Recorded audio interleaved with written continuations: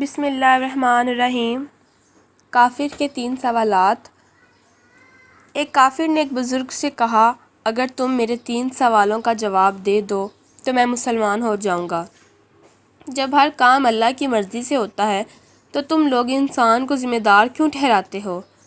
جب شیطان آگ کا بنا ہوا ہو تو اس پر آگ کیسے اثر کرے گی؟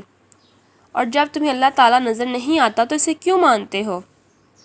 بزرگ نے اس کے جواب میں پاس پڑا ہوا مٹی کا ڈھیلا اٹھا کر اس کو مارا اور اس سے بہت غصہ آیا۔ اس نے قاضی کی عدالت میں بزرگ کے خلاف مقدمہ دائر کروایا۔ قاضی نے بزرگ کو بلایا اور ان سے پوچھا کہ تم نے کافر کے سوالوں کے جواب میں اسے مٹی کا ڈھیلا کیوں مارا؟ بزرگ نے کہا، یہ اس کے 3 سوالوں کا جواب ہے۔ قاضی نے کہا، وہ کیسے؟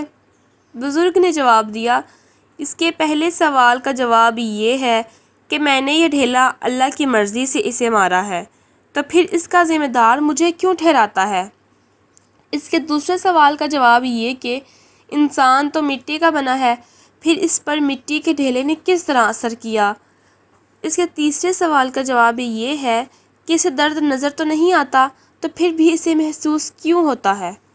اپنے سوالوں کے جواب سن کر کافر فوراً مسلمان ہو گیا۔